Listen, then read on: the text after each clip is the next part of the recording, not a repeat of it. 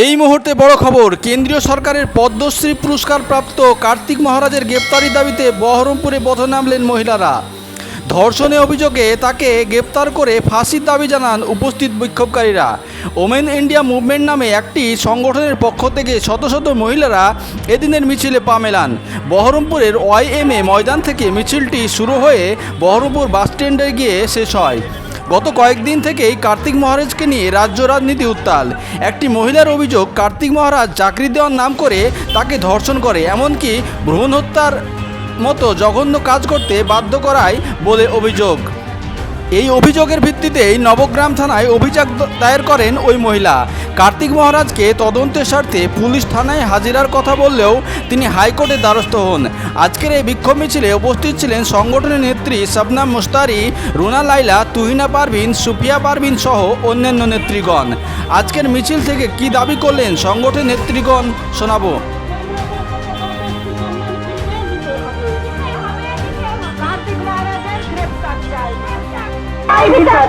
ধর্ষণকারী কার্তিক মহারাজকে অবিলম্বে গ্রেফতার করতে হবে। ধর্ষণকারী কার্তিক মহারাজকে অবিলম্বে গ্রেফতার করতে হবে।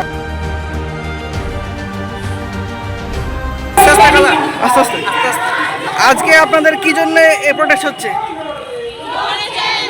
বেলডাঙ্গা যে ভারত সেবা সংঘ আছে, সেই সংঘের মহারাজ কার্তিক মহারাজ, উনি একজন মহিলাকে কয়েক দশক ধরে শারীরিক সম্পর্ক করেছেন তার সঙ্গে চাকরির প্রলোভন দেখিয়ে। তাছাড়া উনি প্রেগনেন্টও নাকি বলছিলেন, সেই বাচ্চাটাকে নষ্ট করিয়েছে। এখন যখন সেই বিচারটা পায়নি, চাকরি পায়নি, তখন মিডিয়ার সামনে এসে ওনার যে বক্তব্য সেটা পেশ করেছে। কিন্তু কার্তিক মহারাজের এফআইআর দায়ের করা হয়েছে নবগ্রাম এবং বেলডাঙ্গায়।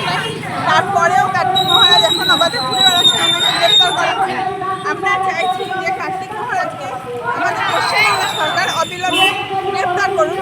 ওনার মতো একজন ধর্ষণকারী কোনোদিন ধর্মীয় নেতা হতে পারে, কোনো কড়া পদক্ষেপ নেয়নি বলে আমাদের আজকের এই আন্দোলন।